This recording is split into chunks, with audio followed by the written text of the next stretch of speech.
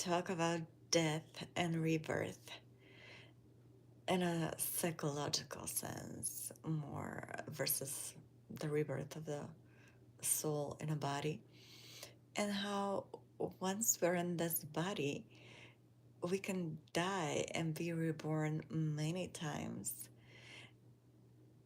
And this is kind of what we're here for, to learn to recreate, reshape ourselves, and in turn our lives.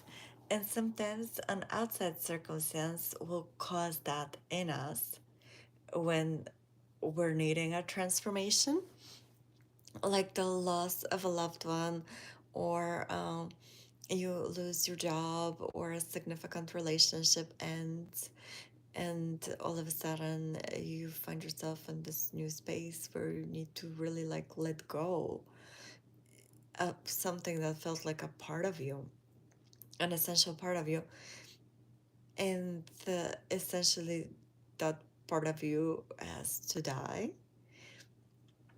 And when you emerge out of it, you are a different person. And as we continue on our spiritual journey, we can cause these things to happen on their own, just because we feel there are certain parts of me that I don't resonate with anymore, certain feelings that I need to let go of. And we go through these psychological deaths and rebirths all the time, in the same way like a snake is shedding its skin or a lobster outgrows its shell. And sometimes these things happen on the inside and no outside change seemingly ensues.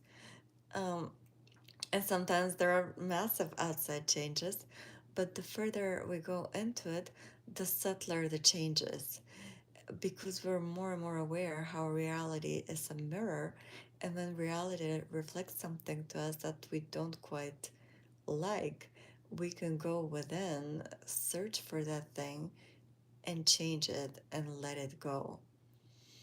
And it's almost kind of like performing surgical operations on ourselves, but it happens in our psyche. We catch certain things that don't belong there, or imagine it's like a garden and you're weeding the garden. And this process is ongoing, but at one point it becomes so natural that you don't even think about it. You're there in your garden, you have worked on it, and everything looks really beautiful. And just like with any garden, there are constantly weeds. And you go in every day and you admire your garden, you give gratitude for it. And then when you see a weed, ideally you pluck it immediately before it grows bigger or multiplies. And this is kind of like tending to your soul. And when we perform this, then those deaths and rebirths don't have to be so